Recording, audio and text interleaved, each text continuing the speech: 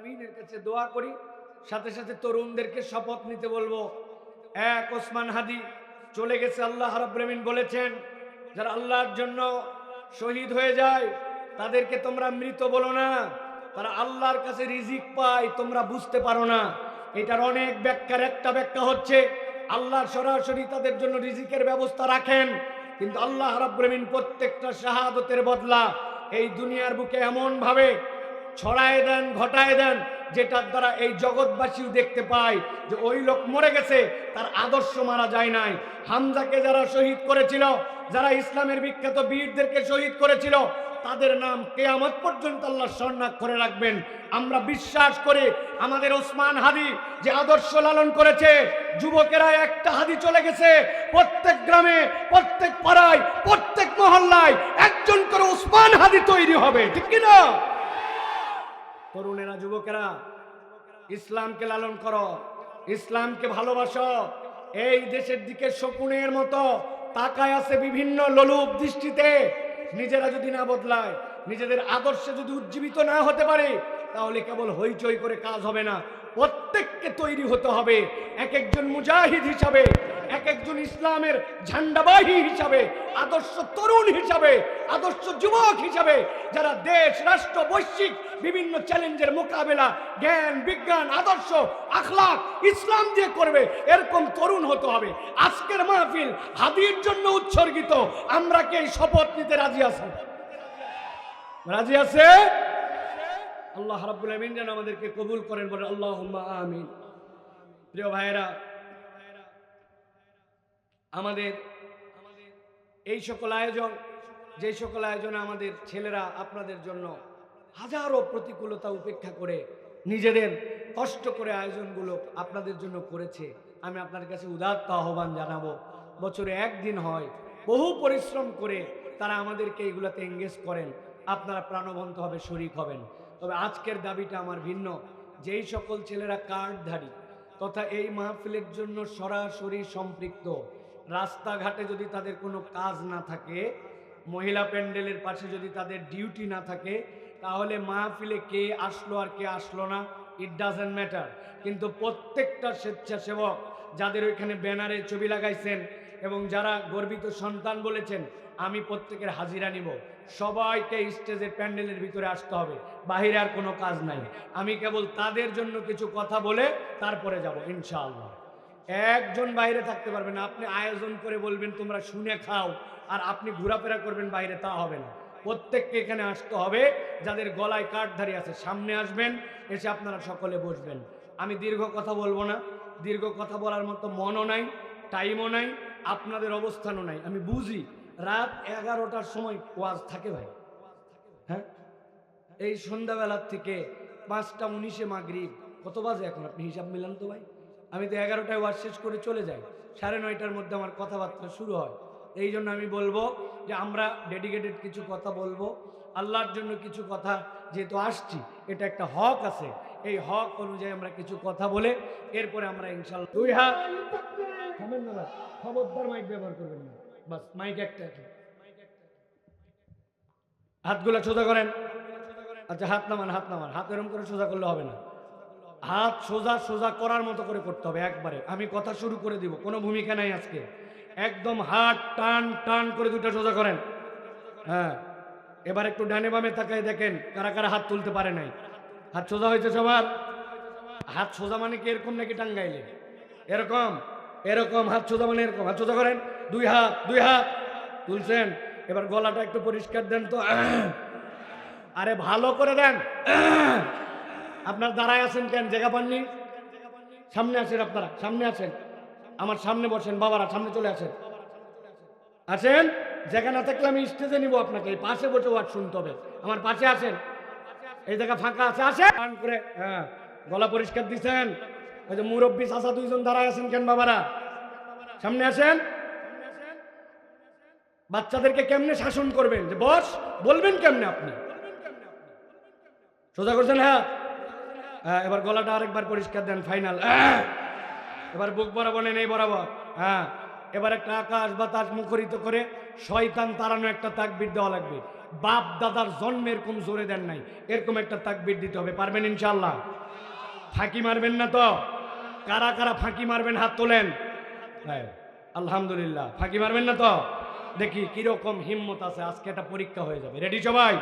আমি বলবো লিল্লাহে তাকবীর, উপর দিকে হাত তুলে বলতে হবে আল্লাহু আকবার, ঠিক কিনা? এখানে বিয়ে করছেন কারা কারা হাত তোলেন তো ভাই। বিবাহিত, ওরে আল্লাহ, হাত নামান। এবার অবিবাহিত কারা? এই ছোট ছোট বাচ্চাও হাত তুলছে সুযোগ পেয়ে, এরা বিয়ের বয়স হয়েছে এদের। আহা, হাত তোলো, হাত তোলো, যারা বিয়ে করেন হাত তোলো। হ্যাঁ, এবার আপনারা চুপ করে থাকবেন, খালি অবিয়াত্তা যারা, আমরা একটা তাকবীর দিব আগে, ঠিক কিনা? আমার আবার অবিয়াত্তা ভাইবো না, আমার 4টা মেয়ে। আমার হাত তোলো, হাত তোলো, অবিয়া অবিয়া অবিয়ালারা, হ্যাঁ, যাদের বিয়ে হয় নাই।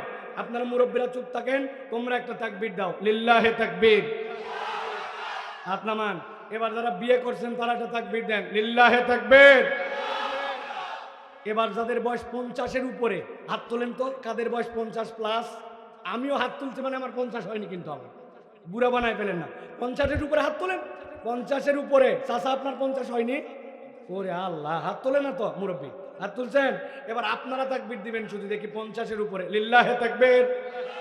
বোঝে নাই, আরেকবার দেই, 50-এর উপর, লিল্লাহে তাকবীর। এবার 50-এর নিচে যারা, লিল্লাহে তাকবীর। এবার হাতটা বুকে একসাথে সবাই মিলে বুকে ধরেন, লিল্লাহে তাকবীর বলে হাত উপর দিকে ছুড়ে। এখনো দাঁড়ায় আছেন? অনুরোধ দিচ্ছি ভিতরে চলে আসেন। আমি দাঁড়ানো মানুষ একটাও দেখবো না, বসতে হবে আপনাকে। স্টেজ ফাঁকা, আপনার স্টেজে নিয়ে আসবো আমি। রেডি হন? বুক বরাবর ধরছেন। আমি বলবো লিল্লাহে তাকবীর, হাত উপর দিকে ছুড়ে দিয়ে বলতে হবে আল্লাহু আকবার। রেডি সবাই? রেডি? দেখি কিরকম শব্দ করতে পারে টাঙ্গাইলের মানুষেরা। লিল্লাহে তাকবীর, লিল্লাহে তাকবীর। আল কোরআনের আলো, আল হাদিসের আলো। তোমার নেতা আমার নেতা, তোমার নেতা আমার নেতা। আলেম ওলামা যেখানে, আল্লাহর আইন যেখানে, কোরআন সুন্নাহ যেখানে, গান বাজনা যেখানে, হারাম অন্যায় যেখানে, বেয়াদবি যেখানে, লিল্লাহে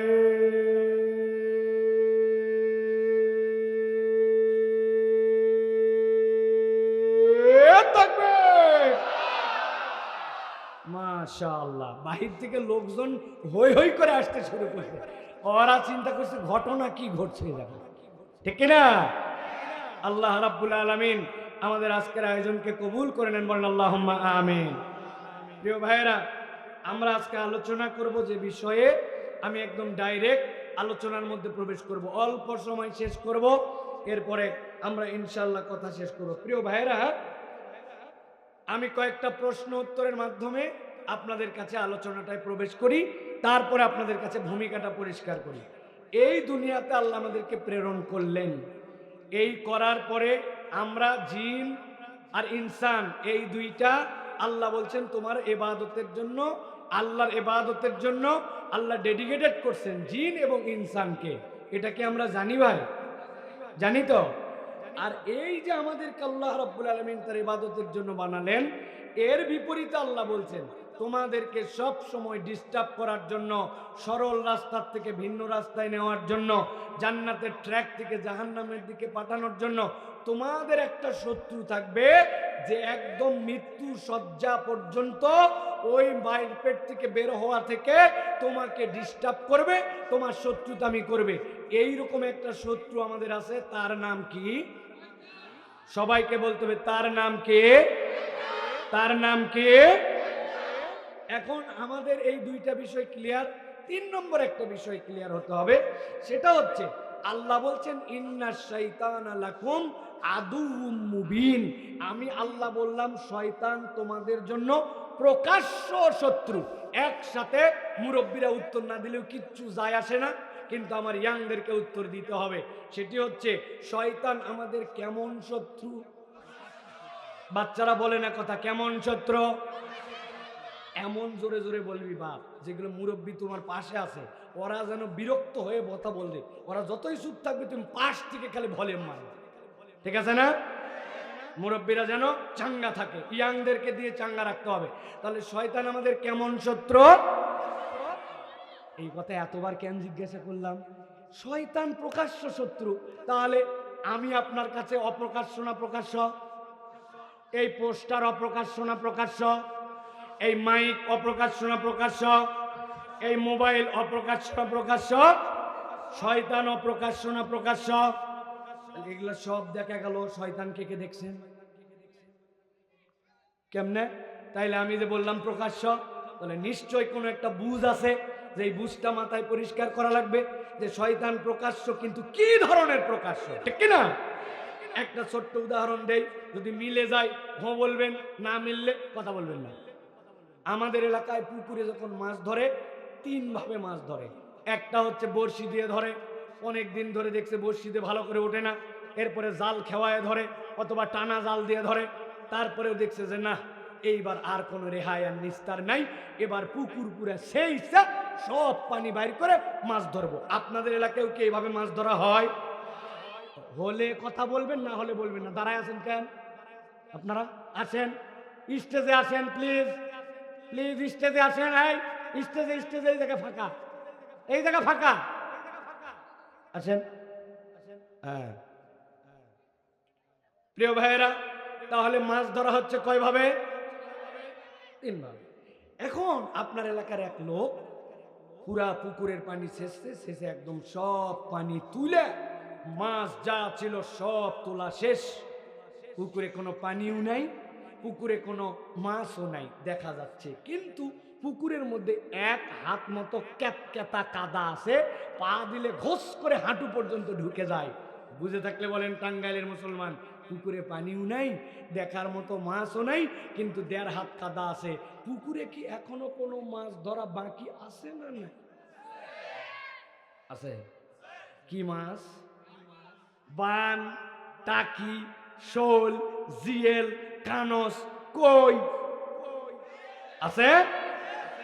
এখন পুকুরালার মন খুব বড়, ও চিন্তা করছে আর যা মাছ আল্লাহ মানে দিছে, এইবার আর এত হাস্তায় মাছ ধরবো না, এগুলো এলাকাবাসীর জন্য সাইডে। আর পোলা পান ঝাঁপ দিয়া কাদার মধ্যে নাই মা হাস্তায় আর মাছ ধরে, ঠিক কিনা? 5 বন্ধু মিলে মাছ ধরে, একজন মাছ পায় আর দেখায়, এই যে ছোট স্যাং রে ছোট স্যাং, আরেকজন ছোট কানো, সব দেখায়, যে যেটা ধরতে পারে আর ওটা দেখায়। একটা কপাল পোড়া, এর কপালে কোনো মাছ নেই, এরা খালি তোলে আর ওইখানে হাসতায়, মাছ ওঠে না।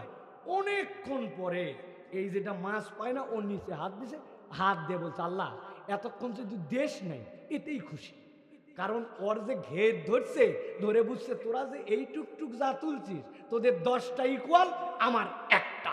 এখন চিন্তা করছে এতক্ষণ তোমরা আমারে খুব তাওয়াইছো, এখন তো ডাইরেক্ট খালি মাছ তুলে ফেললে হবে না। ডাক দিছে, দেখ দেখ রে দেখ কি তুলি, দেখ একটু তাকা। সবাই চিন্তা করছে বাবা রে এতক্ষণ পায় নাই, কি বোধহয় পাইছে রে। ও আস্তে করে নিচে ঢুকায়া সবাই তাকায় আসার দিকে, টান দিয়ে বুকে সব কি তুলছে বাবা? সাপের নাম কি? ধোরা। কি নাম? এ কামড়ালেও বিষ লাগে না, বিষ লাগলেও একটু গরুর গোবর দিলে বিষ চলে যায়, ঠিক কিনা?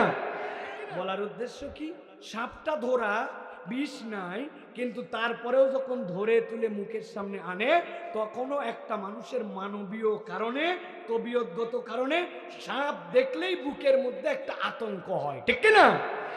আল্লাহ বলছেন শয়তানকে ডাইরেক্ট চর্মচক্ষু তো হয়তো দেখো না, কিন্তু শয়তানের যে খুতুয়াত আছে, ফুট স্টেপ আছে, শয়তানের যে পদাঙ্ক আছে, আমি আল্লাহ তোমাদের কাছে কোরআন হাদিস স্পষ্ট জানালাম।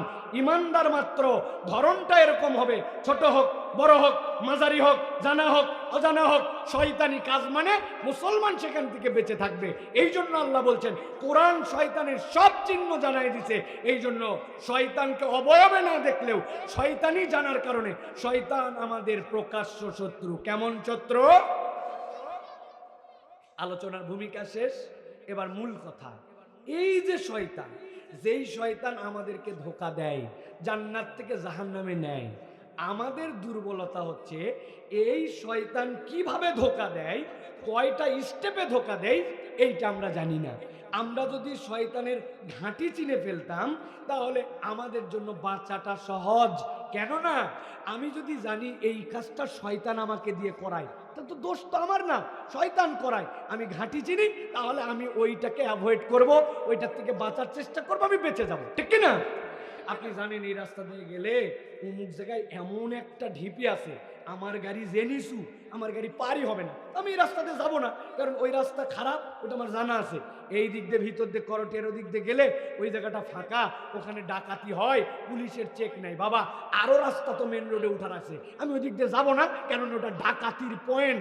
এই জন্য আমি এটা জানি জন্য অ্যাভয়েড করি। না জানলে বিপদ, জানলে মানুষ তখন তার মূল্যায়ন করে, ঠিক কিনা? আন্দাজে ঠিক বলছেন। একটা উদাহরণ দেই, তাহলে ক্লিয়ার হবে।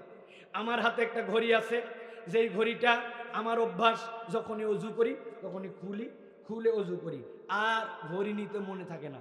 যারা চেনে যে এটা সাইফুল্লাহ ভাই খুলে থুয়ে গেছে, তারা এনে ঘড়ি দিয়ে বলে, হুজুর এই যে আপনার ঘড়িটা দেখছিলেন, থুয়ে গেছিলেন মসজিদে, আমি না দেখলে ঘড়ি হারাসলেন এখনই। আমি ওকে বলি, ধন্যবাদ ভাই, তুমি দিলে জন্য ঘড়িটা পাইলাম। আর মনে মনে কি ভাবি জানেন ভাই, যেই ঘড়িটা ওই দিন ওই দিছে, ওই ঘড়ির দাম 270 টাকা, যদি হারায় কত? কথা বললেন না? 270। এই পেছন থেকে কারা যুবকেরা আসো, দাম কত ঘড়ি? হ্যাঁ জোরে বলো। হ্যাঁ, তাহলে 270 টাকার জন্য আমি অত পাইছি, ঠিক আছে, হারালেও টেনশন। আর একটা লোক টাঙ্গাইলের একটা হোয়াইট গোল্ডে আংটি বানাইছে, আংটির উপর একটা 50,000 টাকা দামের ডায়মন্ড লাগাইছে, ভাবই আলাদা, আংটি চকচক করে। ওইটা পরে একদিন গেছে হাটে বাজার করার জন্য। আল্লাহর কি কাম, বাজারে যাওয়া মাত্র এক লোক দেখে খালি ওর আংটির দিকে তাকায় আছে। ও তো টেনশনে পড়ছে, কিরে এত টাকা দামের আংটি, চোরি না ডাকাতি নাকি, এত দিক বাদ দিয়ে খেলে আমার আংটি দেখে কেন? আসল ঘটনা ভিন্ন। যেই লোক ওর আংটির দিকে তাকায় আছে, ওর চোখ ঠিক নাই। আমাদের এলাকায় 2 মণি 2 দিকে গেলে ওকে বলে লক্ষ্মী টেরা। আপনাদের এলাকায় আছে ভাই? তাকায় আছে এদিক, দেখে এদিক, আছে না? তাকায় আছে এদিক কিন্তু দেখে এদিক। আসলে এই লোক লক্ষ্মী টেরা, ও তাকায় আছে এদিক কিন্তু আংটিওয়ালা মনে করছে আমার আংটি দেখে। ও টেনশনের মধ্যে পড়ে আস্তে করে আংটি খুলে পকেটের মধ্যে রেখে দিছে। আবার ঝুট ঝামেলার মধ্যে নাই। আংটির হারালে নিয়ে গেলে বড় বিপদ, কারণ আংটির দাম 270 টাকা। কত? কথা না ভুল ধরবেন আপনারা, কত? হ্যাঁ, তার মানে দাম জানলে মূল্য দেয়, জায়গা চিনলে মানুষ সাবধান হয়। আজকে আমার আলোচ্য বিষয়, শয়তান আমাদেরকে একভাবে ধোঁকা দেয় না, শয়তানের ধোঁকা দেওয়ার তরিকা হচ্ছে 6টা। কেউ যদি শয়তানের এই 6টা ধাপ বুঝে ফেলে, তাহলে তার জীবনে শয়তান আর ধোঁকা দিতে পারবে না। ধোঁকায় পড়লেও ও বুঝবে আমি এখন শয়তানের ধোঁকায় আছি। ইমাম ইবনুল কাইয়িম রাহিমাহুল্লাহ এর ব্যাখ্যা করেছেন যে শয়তান আমাদেরকে 6 ভাবে ধোঁকা দেয়। ইমানদার চিনে ফেললে শয়তান পরাজিত হয়ে যায়। একসাথে বলেন এবার আজকের আলোচ্য বিষয়টা, শয়তান আমাদেরকে ধোঁকা দেয় কয় ভাবে? সবাই বলে না, কয় ভাবে? ডান হাতের 5 আঙ্গুল, বাম হাতের 1 আঙ্গুল, 2 হাত রেডি। আমি বলবো কয় ভাবে, 2 হাত তুলে দেখাতে হবে 6 ভাবে একসাথে, আগে না? শয়তান আমাদেরকে ধোঁকা দেয় কয় ভাবে? সব হাত ওঠে নাই, আরেকবার হাত সুযোগ দিলাম, হাত নামান। শয়তান ধোঁকা দেয় কয় ভাবে? শেষ সুযোগ দিলাম, ওই চাচা হাত তোলে নাই, হাঁটু এরকম করে ধরে বসে আছে। ওই যে চাচা পান খাচ্ছে, হাতের মধ্যে ইয়ে আছে, চুনের বোটা আছে, এই জন্য হাত তুলতে পারে নাই। চাচা দেখে ফেলাইছি কিন্তু আপনারে। হ্যাঁ, একসাথে সবাই হাত তোলেন। শয়তান আমাদেরকে ধোঁকা দেয় কয় ভাবে? কয় ভাবে? মাশাআল্লাহ। এটা কেন করলাম? গত বছর মাহফিল হয়েছে না এই জায়গায়? গত বছর প্রধান আলোচক কি বিষয়ে কথা বলে গেছিল, কার কার সাবজেক্টিভ মনে আছে? জিজ্ঞাসা করলে বলবো, ও হুজুর ওগুলো তো স্টেজেই রেখে গেছি আমরা, ঠিক না? মনে নাই? খেয়াল করেন, ভুলে গেছেন? আগামীকালকেও আপনারা এই ওয়াজ করবেন চায়ের দোকানে। যে গতবার একটা বক্তা আসছিল, পাটা পাটা, একজন বলছে আমি টাঙ্গাইলে আটকায় গেছিলাম, আসতে পারি না। কি ফাটালো? বলছে তা বলতে পারবো না, কিন্তু ফাটাছে। আছে নাই ওয়াজ? এসব কোনো ফাটাফাটি আলোচনা নাই। যা ওয়াজ আগামীকালকে একজন আরেকজনকে ধরবেন। হুজুর যে বলে গেছিল বলতো, ওই যদি বলে আসে নাই, ঠাস করে ছোট হলে 1 থাপ্পড় মারি দেবেন গালে, তুই আসলি না কেন? পারবেন না? এত বড় আয়োজন হয়েছে, বেয়াদব আসবি না মানে বড় ভাই হিসেবে শাসন করার দায়িত্ব আছে। শাসন চলে গেছে জন্য সমাজ বেয়াদবিতে ভরে গেছে, আবার শাসন তুলতে হবে, বড়দেরকে দায়িত্ব নিতে হবে। আদর স্নেহ ভালোবাসা শাসন একসাথে চলবে। আমি বলবো এই ক্লাব যারা করছেন আপনাদের এখান থেকে আদর্শ যুবক তৈরি হবে ইনশাআল্লাহ। প্রিয় ভাইয়েরা, 6 ভাবে তাহলে শয়তান আমাদেরকে ধোঁকা দেয়। 1 নম্বরটা চলেন এবার, শয়তান 1 নম্বর ধোঁকা কিভাবে দেয়। শয়তান 1 নম্বর ধোঁকা দেয় কুফর, শিরিক এবং বিদআতের মাধ্যমে। এই 3টা হচ্ছে শয়তানের প্রথম ধোঁকা। আল্লাহ রাব্বুল আলামিন বলছেন, হে নবী আপনি আপনার উম্মতকে জানিয়ে দেন, ইন্নাশ শাইতানা লাকুম আদুউন ফাত্তাখিযুহু আদুওয়া, আমি শয়তানকে তোমাদের জন্য শত্রু জ্ঞান করে পাঠালাম। আল্লাহ বলছেন ফাত্তাখিযুহু আদুওয়া, খবরদার পণ্ডিতি খাটায় না যে তোমার শত্রু তাকে তুমি শত্রু হিসাবে জ্ঞান করো। আল্লাহ এরপরে বলছেন ইন্নামা ইয়াদু হিজবাহু, নিশ্চয় সে এবং তার দলবল তোমাদেরকে ডাকে লিয়াকুনু মিন আসহাবিস সাঈর। আল্লাহ বলছেন সে এবং তার দলবল তোমাদেরকে ডাকে কোন দিকে জানো নাকি? আল্লাহ বলছেন আসহাবিস সাঈর, সে তোমাকে কল্যাণের দিকে ডাকে না, অকল্যাণের দিকে ডাকে, জাহান্নামের দিকে ডাকে। এই জন্য শয়তান এবং তার দলবল ঈমানদারদেরকে প্রথম ধোঁকা দেয়, তাদেরকে শিরিক করায় এবং কুফর করায়। কোনো বান্দা যদি একবার শিরিক করে ফেলে, কুফর করে ফেলে, তার আর বাঁচার রাস্তা থাকে না। ঈমানদাররা তো এমনি নিজেরা ঠিকঠাক মতো যেগুলা চিন্তা করে মানুষ কুফরি করে না, কিন্তু ঈমানের বুঝ না থাকার কারণে, শিরিকের বুঝ না থাকার কারণে এমন ভাবে কুফর আর শিরিক করে, পরিচয় দেয় মুসলমান, কিন্তু আসলে তার ভিতরে ঈমানই হয়তো নাই। আমার এলাকার অনেক মা বোনেরা পর্যন্ত কুফরি কালাম বলে ফেলে, বোঝেই নাই যে এটা কুফরি কালাম। সকালবেলা উঠে খ্যার নেড়ে দিয়েছিল, সকালবেলা উঠে ধান শুকাতে দিছে, দেওয়ার পরে হঠাৎ ওই দিন আবহাওয়াটা খারাপ, রোদটা ঠিক মতো ওঠে নাই, বৃষ্টিটা এসে গেছে। মায়েরা বলে আল্লাহ তার দিন খুঁজে পায় না, আমি যেদিন শুকাতে দেই ওই দিনই বৃষ্টি দেওয়া লাগে। আসেনি মা? আল্লাহ তো আর কারো বাচ্চা দেখে না, খালি আমার বাচ্চাকে অসুখ দেওয়া লাগে। এইটা যে বান্দার কুফরি কালাম, এইটা যে তার ঈমান চলে যাওয়ার কালাম, এইটা জানে না। আরেকজন বলছে তোর বাচ্চার অসুখ অনেকদিন ভালো হয় না, কি করা লাগবে? ওই আমি যা করছি তাই কর। শাহজালালের দরগায় চলে যা, টাঙ্গাইলে অমুক মাজারে চলে যাও, অমুক বগুড়ায় মহস্থানে চলে যা, যাওয়ার পর একটা মান্যত দিয়ে দেখ, জায়গায় কাম হয়ে যায়। জিজ্ঞাসা করবেন ওই জায়গায় মান্যত কেন দিবে? বলে বড় আল্লাহর ওলি। তো বড় আল্লাহর ওলি কি তোর বাচ্চার রোগ ভালো করে, তোর চাকরি দেয়? বলে না না, আল্লাহর ওলির কাছে দিলে আল্লাহর ওলি খুশি হয়, আল্লাহর ওলি খুশি হলে আল্লাহ খুশি হয়। আল্লাহ দেয় কিন্তু একটু মাজারের মাধ্যম দিয়ে, ওলির মাধ্যম দিয়ে দেয়। এই ঈমান যদি আপনার থাকে, আপনার ঈমান আর আবু জেহেলের ঈমানে পার্থক্য নাই। আবু জেহেলকে জিজ্ঞাসা করতেন আল্লাহ রাব্বুল আলামিন নবীর মাধ্যম দিয়ে, আবু জেহেলের কাছে জিজ্ঞাসা করেন যায় মাইয়ারযুকুকুম মিনাস সামাই ওয়াল আরদ আম্মা ইয়ামলিকুস সামা ওয়াল আবসার। ও আবু জেহেল্লা বলতো তোরে চোখ দিছে কে, তোরে কান দিছে কে, তোরে আসমান জমিন থেকে রিজিক দেয় কে? আল্লাহ উত্তর দিচ্ছেন আবু জেহেল, উতবা, সাইবা ইসলামের বন্ধু না শত্রু?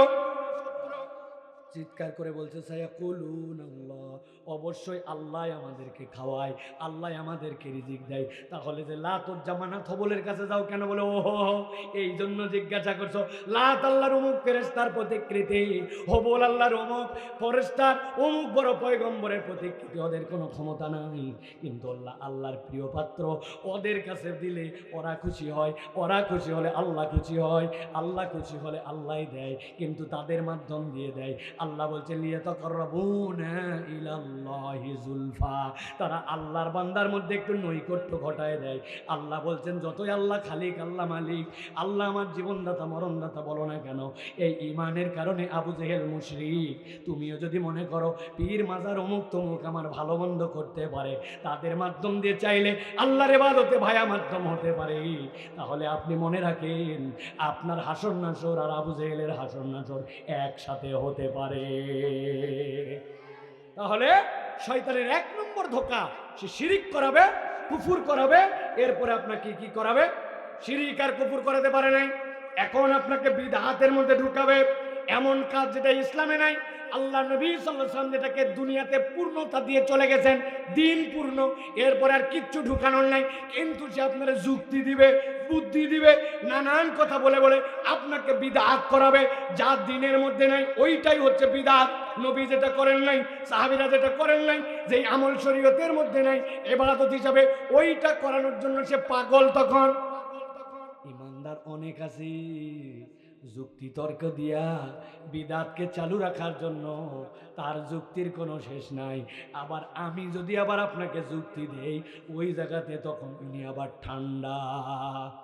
দুইটা যুক্তি আমার কাছে আছে, যদি মেনে নেন তাহলে জীবনে আপনি সফল না ব্যর্থ দেখেন তো। এই দুইটা যুক্তিকে আপনারা দিব কিনা? যদি যুক্তিযুক্ত হয় তাহলে কিন্তু মানা লাগবে। রাজি তো? আপনাদের এলাকায় আপনারা জুমার নামাজ পড়েন তো ভাই? যে আওয়াজ করে বাচ্চারা, বলছি না মুরব্বীরা কথা বলবেন না, বাচ্চারা কথা বল। জুমার নামাজ পড়েন তো ভাই? জুমার নামাজ কয় রাকাত? প্রতি রাকাতে কয়টা রুকু? প্রতি রাকাতে কয়টা সিজদা? এবার বলেন তো, রুকু করা ভালো কাজ না খারাপ কাজ? সিজদা করা ভালো কাজ না খারাপ কাজ? সাহাবায়ে কেরাম, নবীরা তো মাসুম ছিলেন, সাহাবায়ে কেরামরা আদুল ছিলেন, তাদের গুনাহ খাতা নাই, তারা ভালো যুগের মানুষ ছিলেন। তাদের থেকে আমাদের গুনাহ খাতা কম না বেশি? আমাদের গুনাহ খাতা বেশি, আমাদের অপরাধ বেশি। সপ্তাহে নামাজ অনেক ফাঁকি দেই, নামাজ পড়াও ভালো কাজ, সিজদা দেওয়াও ভালো কাজ। এই জন্য আমাদের গুনাহ খাতা যেহেতু বেশি, আমাদের খতিব সাহেব হুজুরকে এলাকার দায়িত্ব নিয়ে সব ইমাম মিলে আমরা সিদ্ধান্ত নিব, আগামী জুমা থেকে, আগামী কালকের থেকে 4 রাকাত জুমার নামাজ, প্রত্যেক রাকাতে 4টা করে সিজদা, আর প্রত্যেক রাকাতে 2টা করে রুকু দিব ইনশাআল্লাহ। যারা যারা রাজি আছেন হাত তোলেন। আগামী কালকের থেকে 4 রাকাত করে জুমা পড়বেন, রাজি তো না? রাজি আছে 2 জন। আপনারা 4 রাকাত জুমা পড়বেন, প্রত্যেক রাকাতে 2টা করে পরিবর্তে 4টা সিজদা দিবেন। কেন? ভালো যুক্তি দিলাম, মানবেন না কেন? আলগা আলাপ বাদ দেন, নবীজি সাল্লাল্লাহু আলাইহি ওয়াসাল্লাম যা করছে তার বাইরে আপনার বাপের ক্ষমতা নাই করার, ঠিক না? আচ্ছা বাদ দিন, আর একটা যুক্তি দেই। আপনার এলাকায় ঈদের নামাজ পড়েন, ঈদের নামাজে আজান দেন তো? দেন না? একামত দেন তো? আজান একামত দিবেন না কেন? আজান একামত ভালো। নবীজির সময় পরিবেশ ছোট ছিল, মাইক এত ছিল না, এত ঘনবসতি ছিল না। আগামী ঈদের থেকে একটা লোক যেন নামাজ মিস না করে, এই জন্য আমরা আগামী ঈদের থেকে আজান দিব, আগামী ঈদের থেকে একামত দিয়ে দিয়ে নামাজ পড়ব ইনশাআল্লাহ। যারা যারা রাজি আছেন আমার সাথে হাত তোলেন। ওই 2টা বাচ্চা রাজি হয়েছে, আমার সাথে আছে 2টা বাচ্চা। বুঝে নাই আসলে নবী সাল্লাল্লাহু আলাইহি ওয়াসাল্লাম যা করছেন তার বাইরে আমি করব না, ঠিক কি না?